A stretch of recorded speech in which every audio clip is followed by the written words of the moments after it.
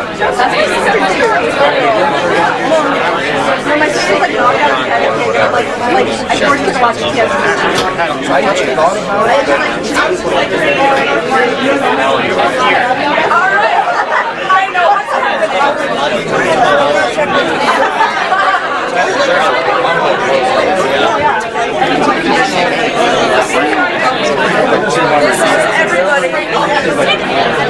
Hot. It's very hot. We're trying our best to stay in line. Nothing ever happens to me. It's all my fault. If only I could find the Allspark. Here we go. Transformers, if you want. Transform. Autobots, roll out. But they probably won't.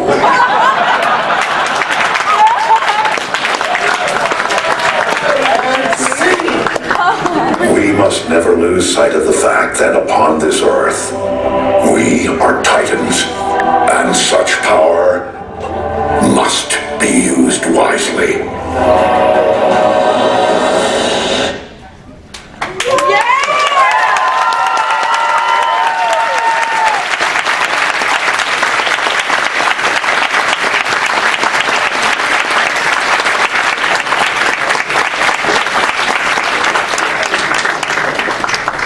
Ladies and gentlemen, my name is Chris Hardwick. Welcome to the Nerdist Podcast. No, just kidding. I'm Ian, and we all know why we're here. No introduction needed. Please give a warm applause for Mr. Peter Cullen.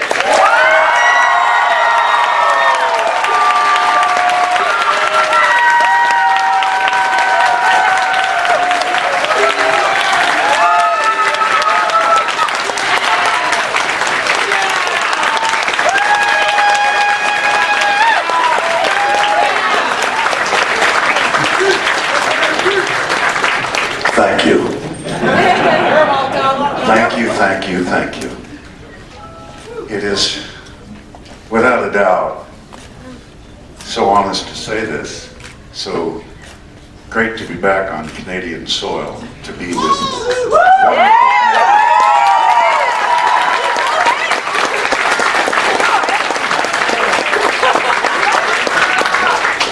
Bonjour. Comment ça va? Ça va bien? Bon. Let's begin. All right. So the way this is going to work is, what happened is we asked you through our various websites, social media channels, everything like that, for some questions to be submitted. We've actually selected a few questions, and what I'm going to do is I'm going to ask if the person who submitted the question is here. Then you're going to be permitted to actually ask your question. We're going to bring you the sheet, and we're just going to, there are certain ones that are highlighted. Please answer, or please ask the highlighted question. So first of all, is there a Jonathan Boetto here? Right here. All right, here we Calm go. down. You're the next contestant on Optimus question time. If Optimus had a talk show. If Optimus had a talk show. Primetime TV. I'm sorry. I keep bumping your toe. I'm so sorry. We're close quarters. It's okay. Okay. Hey, sir. Thanks for coming. Pretty good. My question. Optimus Prime has become a role model for leadership, like few other characters in pop culture. Do you feel a responsibility to maintain that model? And have there ever been instances throughout any of the TV shows or movies where you felt the need to alter the script in order to do so? Very good question. And yes, I do. I feel a great responsibility to Optimus Prime. He was well conceived, brilliantly written, and I owe a lot.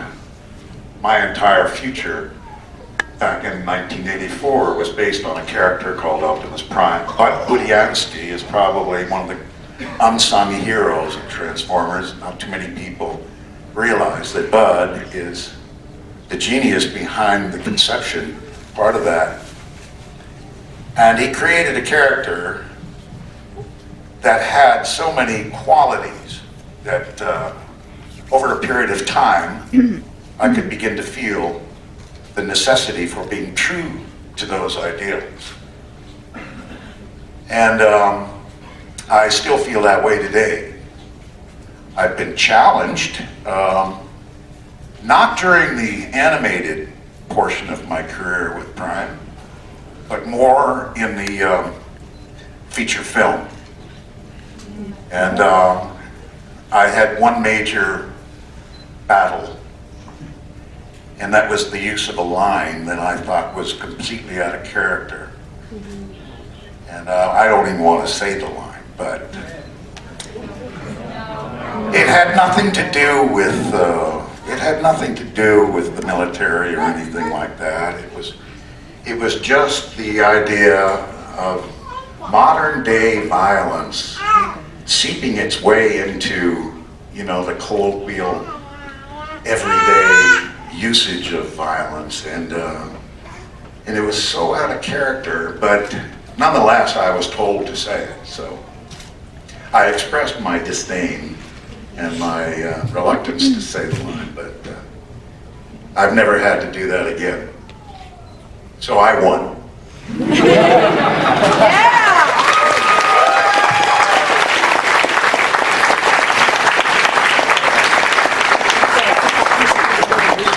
All right, next up we have a question from Dylan G. So Dylan, if you want to make your way on up here.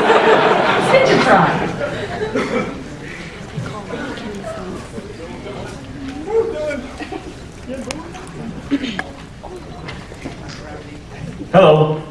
Hello. So Transformers is full of spaceships and lasers and all kinds of science fiction type stuff. Did you have any knowledge or interest in that kind of material before becoming involved in Transformers? And how does your experience as an actor help you to work with some of these outer worldly concepts that normal humans might have a hard time with? Wow. Well, okay. Back in 1969, when man landed on the moon, I was in Montreal and I was watching it on television, and I was amazed. I was really amazed. I couldn't believe my eyes. Man going to the moon, oh my. I developed such a love for NASA and anything related to space back in those days. And it continued on, and by the good fortune of Optimus Prime, Transformers, that led me to NASA itself, and Goddard Space Flight Center, where I just returned from. I was in Washington for that, for the Optimus Prime spin-off awards. And well, it's very exciting. You ought to look into it. I do a lot of work with Goddard, but I tell you, and with NASA, and to see these young kids, from 5 to 7 years old, coming up with videos that show the innovations that have come out of the NASA program for man, but originally conceived for the protection and safety of mankind going into outer space. Thousands of inventions that we take for granted every day. So to be a part of that spin-off award got me close to astronauts and to rocket launches down in Florida. I'm a spoiled little brat.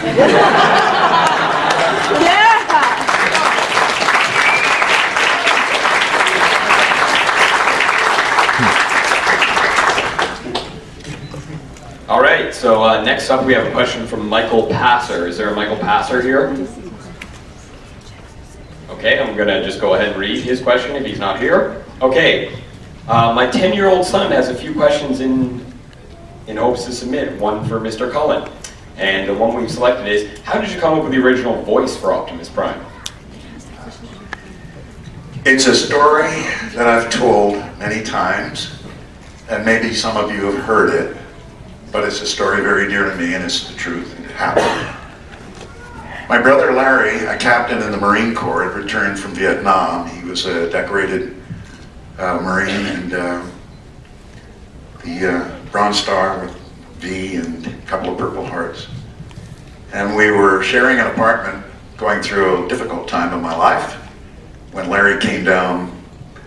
It was about 1984, and we were, as I said, living in an apartment together. And he would always take a little interest in where I was going every day, because I was a grunt, as the Marines would say. You know, if you're a ground trooper, you're a grunt. Anyway, Larry's 13 months older, 5 inches taller. And, but we're 13 months apart. We were very, very close. So he said, "Peter, where are you going today?" I said, "Well, Larry, what, you need the car?" He said, No, I just want to know where you're going." I said, "I'm going to audition. I'm going to be, I'm auditioning as a truck." He did the same thing. I said, "But Larry, he's evidently he's a hero truck. He's a hero."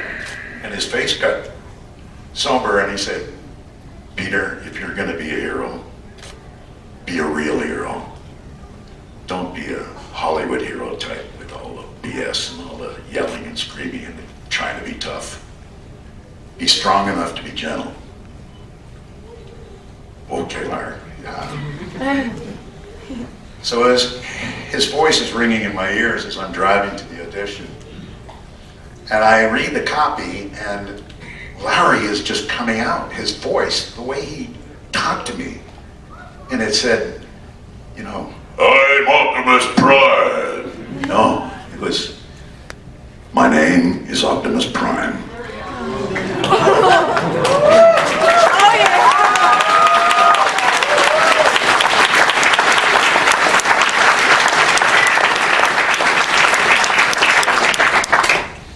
And the softness in his advisory tone was significant. And so the words just rolled off my tongue. "I'm from the planet Cybertron," and blah, blah, blah, blah, blah, blah. And I kind of finished it and said, "Okay, thank you very much, Peter." So, okay.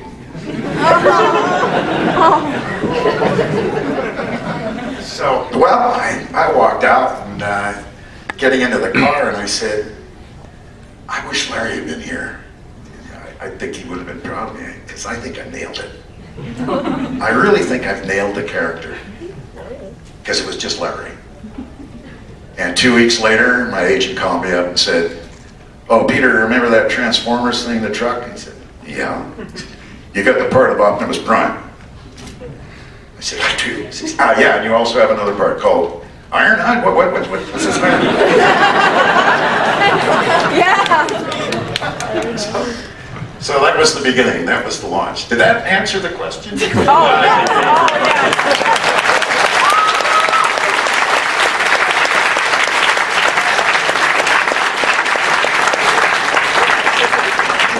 You little Ironhide. Ah, gee whiz, Prime.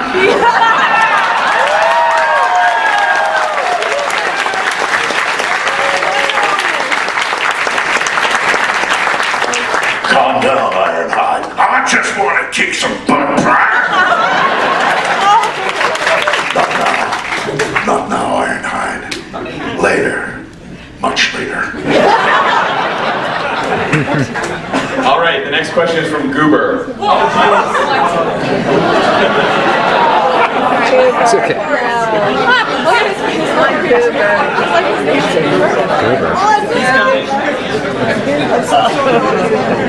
I'm so excited. Goober behave. Goober. Be good. Hi. Hi Peter, how you doing? Very well, thank you. Okay, my question for you is, how did you feel about the decision to kill off Optimus Prime in the 1986 Transformers animated movie? Were you quite attached to the character at that time? And were you involved in the decision, I guess part two, were you involved in the decision to resurrect the character in season 3 and 4? The latter part of the question, no, I had nothing to do with the decision to bring Prime back. Let's go to the front of the story, though. What was the front of the story? How did you feel about the decision to kill off Optimus Prime in the animated movie? How did you feel about that? I hated it. I really did. You know, it was really something that I was counting on. You know, I was getting my life back together, and you know, I did them for 2 years, and in that 2 years, I had so much fun. I mean, we're all lined up in a studio, all the characters from G1. You know, we're all worked together. We got to know each other pretty well, and we always had fun. There was always a creative moment, always creative input, and then when the tape was rolling and there was quiet, it was very serious, and everybody paid attention to what everybody did, and they all enjoyed each other's work. And sometimes you couldn't contain yourself. If some guy was being funny in a line, you'd really blow the tape by laughing out loud. I'm sorry. All right, we'll do that take over again, Pete. All right. Sorry. Anyway, I was standing with Frank Welker, and we were reading our lines, and I got to page, 17, and I said, "Hey, Frank, I'm getting whacked on page 17.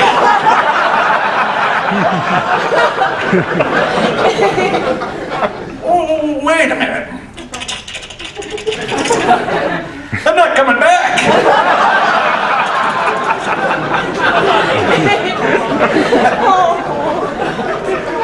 Oh, there go the car payments.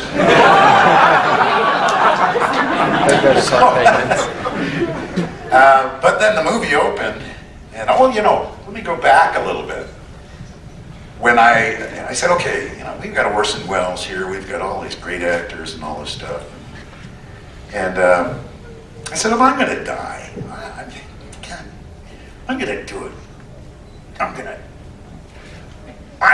be the best acting dying guy in the world. I said, if I'm going out, I'm gonna go out big.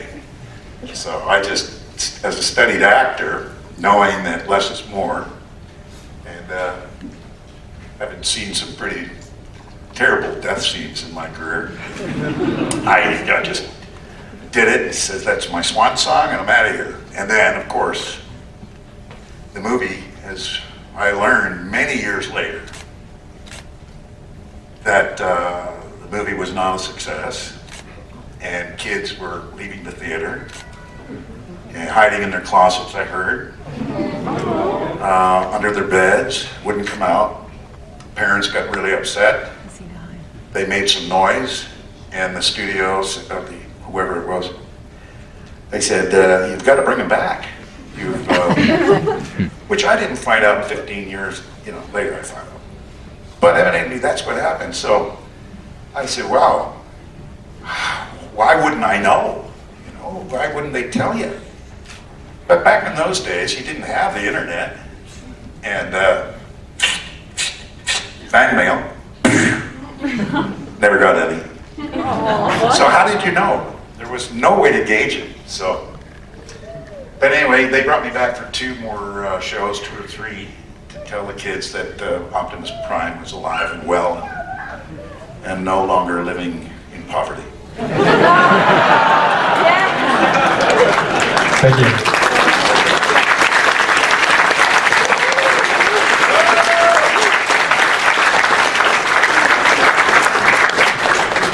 Okay, is there an Andrew Richards here? Where's the chicken? No? Okay. Chicken. 4%. All right. So, if you had the chance to voice Megatron, would you do it, or would your conscience force you to ask Frank Welker if it was okay?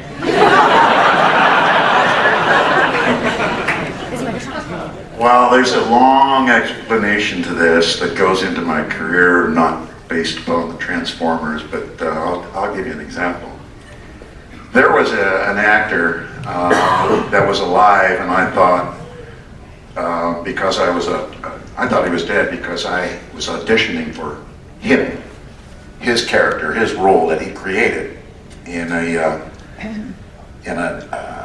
long playing album. For anybody can remember that, you know what LPs are, long playing albums? Yes. Anyway, all right.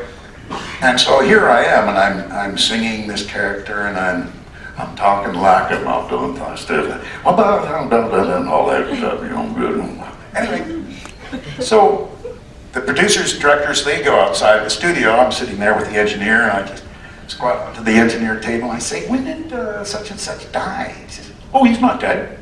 I said, what? No, they just didn't want to pay him the money, so they're bringing you in. I went, I walked out. That's cool. Yeah!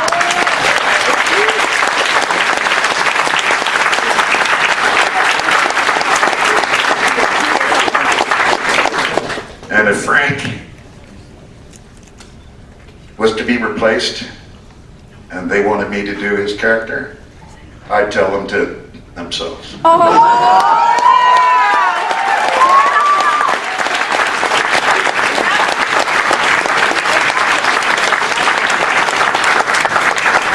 Frank is one of the greatest voice actors of all time.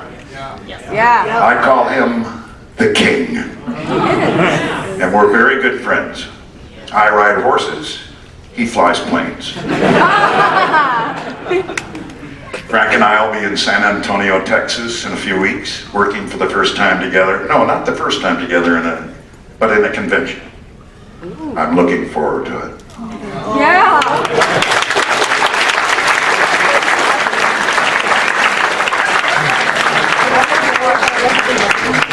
All right, and we actually have a couple questions that were selected from Mike Java. Mike, if you want to come on up.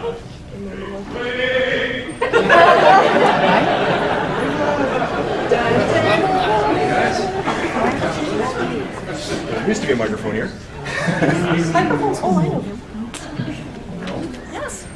All right. Okay, I guess just the ones that are highlighted? Okay. After a career full of more action-oriented roles, what was it like to take up the role of Eeyore with the Disney company? Relief. I mean, Eeyore, well, I auditioned for Eeyore. There had only been one Eeyore before, and he was cowboy. And he talked like, my name is Eeyore, thanks for noticing me. And I was a little too gruff. And I decided, okay, if I'm going to put my signature on this, he was gone, and God bless him. And I said, okay, and instead of going like this, my name is Eeyore, I said, hello, my name is Eeyore, thanks for noticing me. And I got the job. I did them for 17 years. And, but I'm not doing them anymore, and that's a decision made by the company that does. I can't remember that. Anyway. Thank you. And the second question I had was The Predator. You're credited as special vocalizations by Peter Cullen. How did that happen, and what was that like to do? I had just done 11 reels of King Kong. Oh my God. And all that stuff. And I started to cough up blood. And, yeah, well, we call those blood throats. Hey, slave over a hot mic, you know, you gotta put some blood out there, you know what I mean? Anyway, I went to the audition, telling them that my agent, I said, I'm not going to do any monster sounds. I can't. My throat is really kind of burned up, and I'm still coughing a little blood from King Kong. So I said, no, they want you to come. 20th Century Fox wants you to go down there. So I drove down to 20th Century Fox, and I'm in the studio.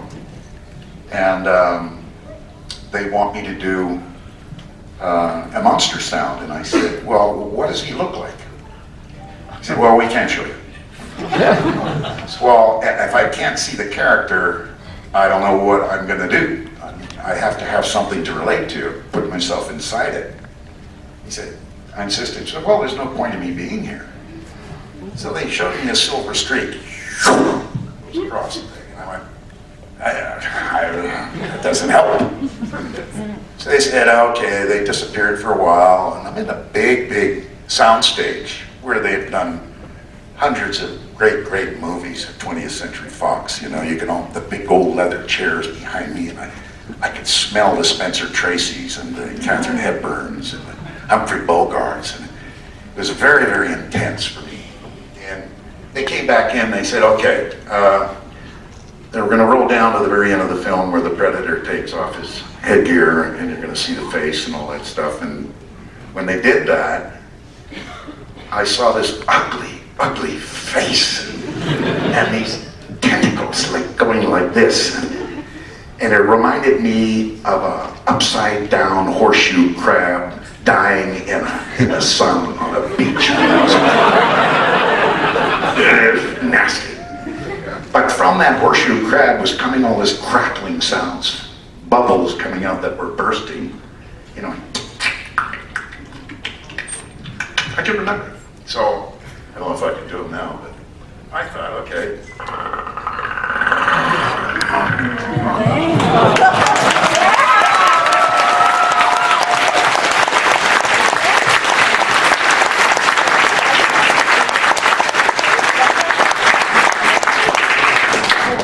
But the voice director couldn't hear what I was doing, but I told the sound guys, it's a big boom mic, a pencil, and when they record in a soundstage, that microphone can be right up there and they can hear everything. But how are they going to hear that? So I said, "Could you bring the boom down? Could you bring it down, please?" I said, "It's here." I said, "Further. So I got it there. And the director behind me cannot hear what I'm doing. He can't hear it. And he's throwing the paper down. What is going on here? Like this. And then about 10 seconds later, "Come up here. Come up here. You got to hear this. You got to hear this." And he's gone.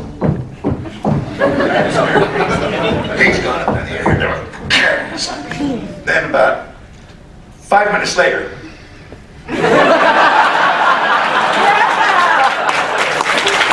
"All right, well, let's go to reel one." And that's how that happened.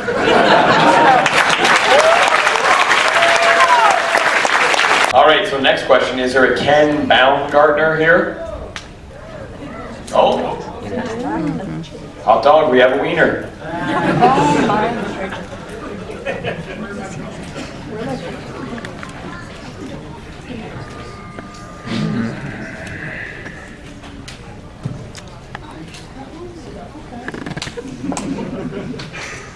All right, when looking back on their work, a lot of voice actors, they often say, you know, nobody thought that these shows would be around 3 years from now, 5 years from now, let alone 30.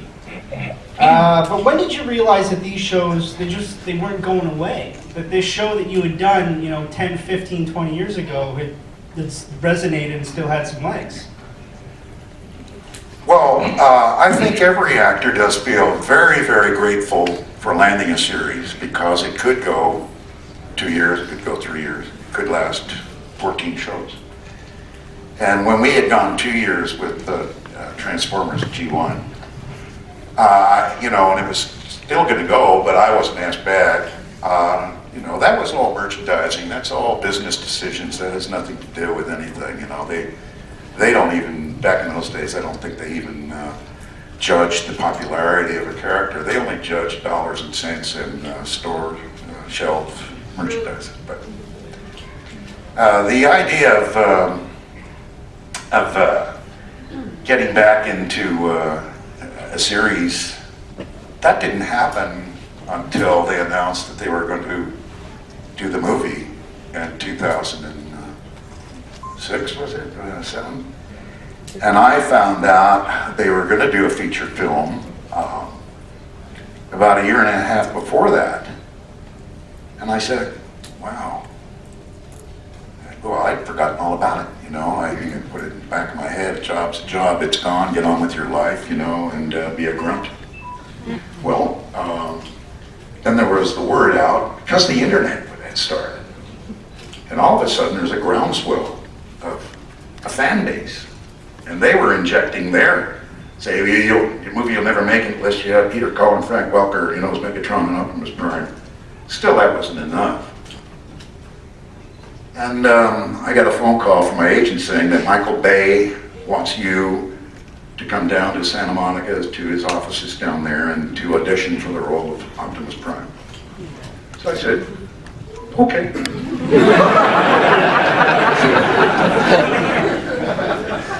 The funny part about it was they had a scene between Ironhide and Optimus Prime. Now Michael Bay knew nothing about the Transformers at all. I mean,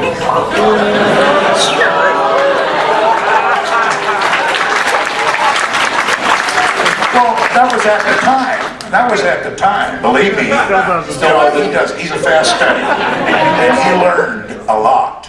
Anyway, he had a young script assistant read Ironhide with Optimus Prime. And I grabbed the paper and I say, honey, I played Ironhide and Optimus Prime. I think I can do both these roles. So Michael Bay's sitting across and I'm sitting here, and I started interacting between Optimus Prime and Ironhide. Okay, see you later, bye. A few weeks later, I'm called in to audition again for Optimus Prime. They want to audition again. Meanwhile, the fan base is like a locomotive. Boy, they're just going at it. They just won't let go.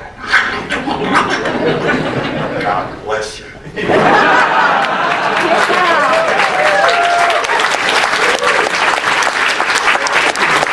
I can't wipe this grin off my face. I've been grinning since I've been here. I can't stop it. I love you guys.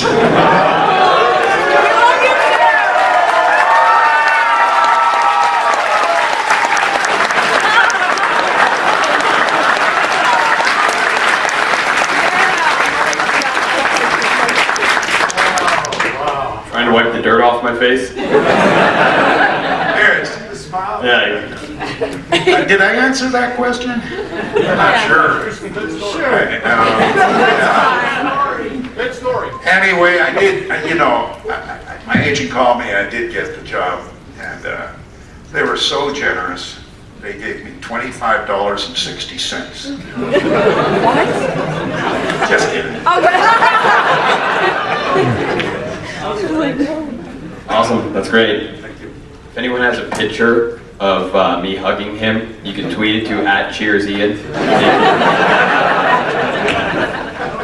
All right, is there a Nicole Leardy?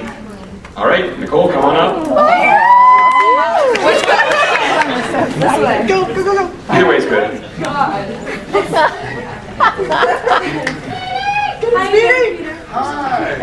I forgot to tell you that Andy Pessoa said hi. You're Speedy. I am Speedy. Yeah. But Andy Pessoa says hi. Oh. He said hi. So, all right. My question for you, Mr. Cullen, is do you ever have dreams where you are Optimus Prime?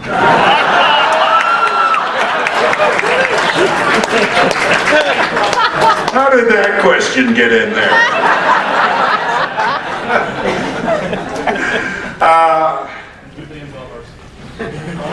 Not that I recall. I don't think. No, I really don't.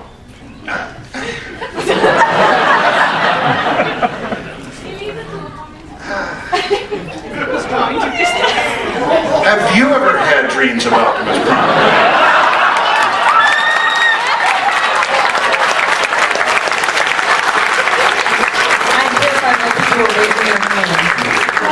How many? Lift them up. Wow. I see some guys there. So you don't have any? I don't really. No, I don't think I've ever had a dream of Optimus Prime. I've had a bad dream about not being Optimus Prime. That's not going to happen. Don't worry. Thank you, Mr. Thanks, Speedy. You're welcome. Oh, gosh. Awesome. Okay, this person was said to call them Yuki. Is there a Yuki here? September weather 921. All right, Yuki, too bad. All right, hi Peter. I would like to know about how you became a voice actor and why you chose to do so. Also the difficulties you had to overcome during your career. Thank you, smiley face. Dear smiley face, I've had many obstacles to overcome. First of which was my mouth. I had to learn how to speak. Didn't we all? But I made the decision to do voiceover after I had spent most of my life on television and or doing film and or radio. And I was raising a family on a small little ranch outside of Los Angeles. And I was going on a set and perhaps a pilot for a movie, and then that would fade away. I'd drive back to the ranch and I was waiting for the next gig. And an agent who had been with the William Morris Agency and remembered me from the Sonny and Cher show asked me to join the Sonny and, while I was on the Sonny and Cher show, asked me if I would consider becoming a voice actor. And I said, well, you know, I'm still in my on-camera stage, working for Wolfman Jack, Bobby Goldsboro, the Hudson Brothers, Jonathan Winters, Mac Davis, all of these shows. And then one day, I'd had enough of it, and I really just was ready. It was just ready to be plucked. And Steve Tischerman called me and said, Peter, he said, I'd like to talk to you about, you know, you giving up your on-camera acting life. And if you do, and just dedicate yourself to me and to voiceover alone, I will give you 100%. And I said, all right. He said, wait a minute, I don't want you to say yes, and then 4 months from now, you know, you're gonna get a movie or something that's gonna take you away for 6 months. That's no good for me. I said, Steve, if you're gonna give me 100%, I'll give you 100%. And I will never cheat on that. You can trust me. And he said, okay, that's a deal. And he sent me out to auditions every day. Every day. And I just never thought it would happen. To get into cartoons was so difficult. It took 8 years to break down Hanna-Barbera before I got my foot in the door. And the first job I did with Hanna-Barbera was with Frank Welker. And if anybody here in this audience can remember a title called Mighty Man and Yuck. I was Mighty Man, Frank was Yuck. That didn't change. That's funny. Very clever. Anyway, I did stick to my guns, and eventually I landed a national television commercial for Betty Crocker snacking cakes. Delicious. It was wonderful. And then it just started. We got Mighty Man and Yuck, and then all the cartoons started coming, and there was no looking back. No looking back. Period. Okay.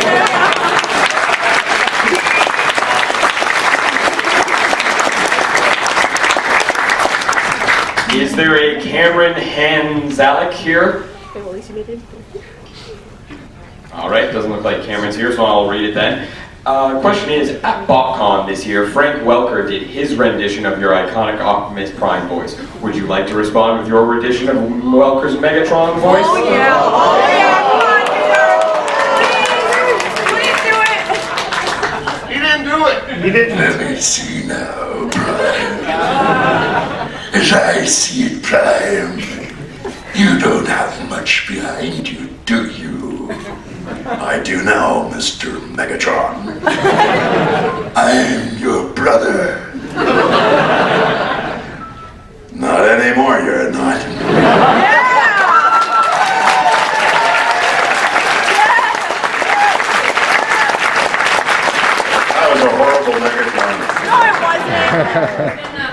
not bad. It's okay, your Optimus is better. A for effort.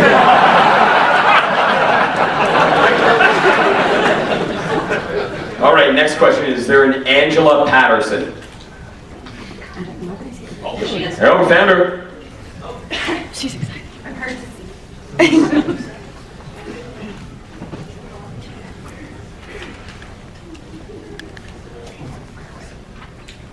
My question was, what part of your own personality did you bring to Optimus Prime's character? Wow. Well, I talked about my brother Larry. Larry and I were very close, 13 months apart. We were very similar in many ways, outside of the fact that he was 5 inches taller and twice as tough. And, but we both had the same sense of humor, and we approached things very much the same way. Larry taught me so many things, but he taught me, I was more gregarious than Larry. I was very gregarious, very outgoing. I guess when you're smaller and you're 13 months, you do more things to attract attention, you know. So I was always trying to be funny. Funniest guy in school, always getting kicked out of class, you know, and all that stuff. I'm sure there's many of you in here. No. Yeah. Pistols, you know, we were on fire. And so I'd say a little bit of me, but mostly Larry. Yeah. My ability to understand him allowed me to be me through him. So, yeah, did that help? Yeah. Thanks for asking that. Thanks. Peter section.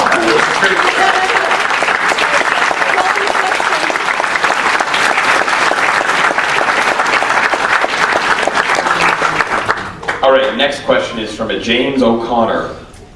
James O'Connor, are you here? Are you James O'Connor? No? You were waving. All right. No? James isn't here? Oh, he's in the other room? Okay, well, here we go. I know it was a long time ago, but I've seen clips of you having voiced in the Donkey Kong cartoon show. And I was wondering if you ever had wished you had somehow had the chance to stick with those characters, considering how far it has gone. What?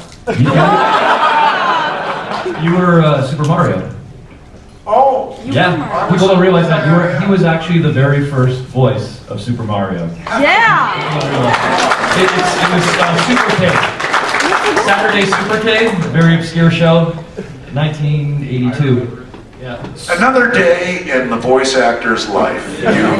You land a character, you do it for a little while, and then you're gone. So, and none of us, I think I speak for a majority of voiceover guys and gals, once the job is gone, go on to the next one. You know, you have no time to lament. You're a grunt, and you go on to the next one. That's the life of a voiceover actor. So I had no memory of it.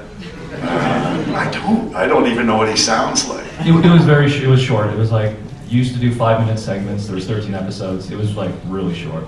I think you worked with Frank with that actually. I think you did Donkey Kong. I really don't. That's not a joke. I think you did actually. But it would be pretty nice if you were still the character of Mario, right? Probably like that, considering how big Mario is.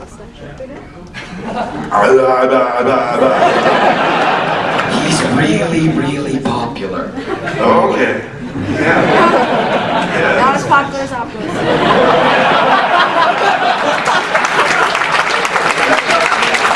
All right. Is there a Zach Beaver here? Zach Beaver?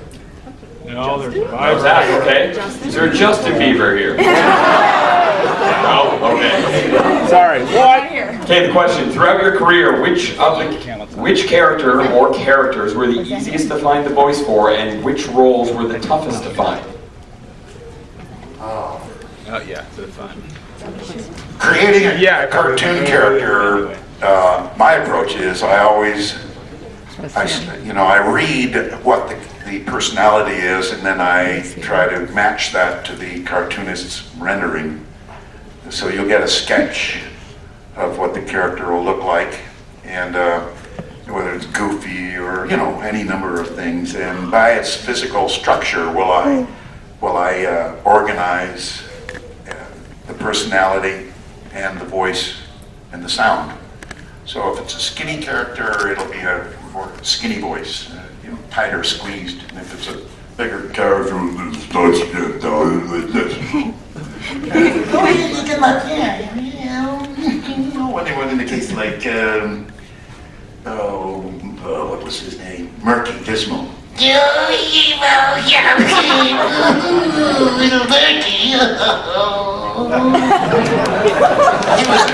was short, compact, and, you know, squeezed into a pile of just meanie, evil kind of bad guy. Oh, no, that was like that, you know. Anyway. So that's how I think it came about. And then I get pictures or images in my mind of what somebody else has done in my memory bank. And I think, if I'm not mistaken on that, the #1 influence was Jackie Gleason and Reginald Van Gleason, the character from the Jackie Gleason show. Does anybody remember that?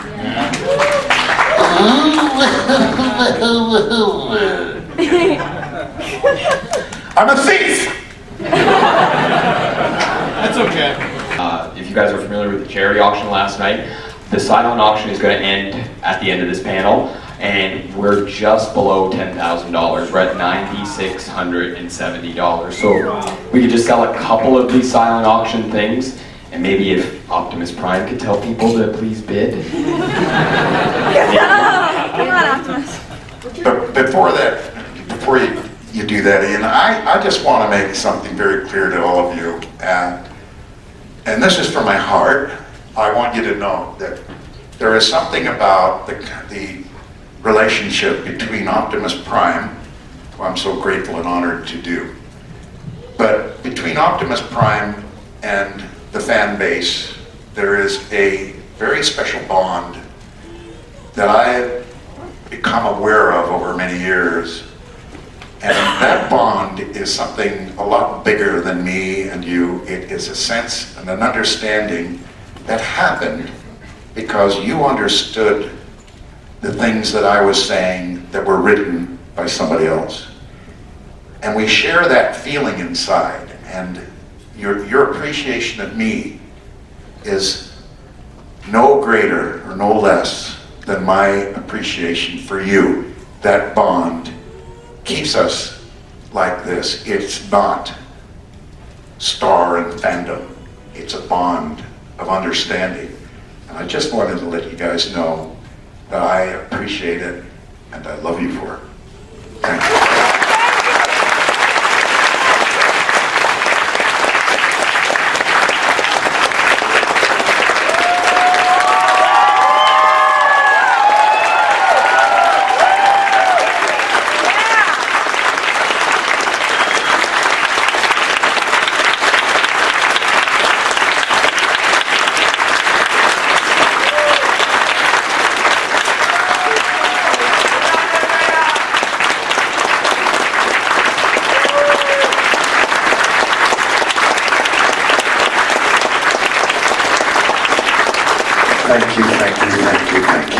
Pierre, on behalf of the fandom, we can't thank you enough for everything you've done for us. You obviously mean a lot to a lot of people. So thank you for coming and visiting. Thank you for coming, being a part of TFCon this year. We really, truly appreciate it. Like I said, on your way out, if you could please bid on some charity auction stuff for Make-A-Wish Canada, we would love it. Thank you so much, guys. You've been a wonderful audience. Anything else? Oh. Darkest hour. I don't know how many times you can say I love you before it's still love. It's always love.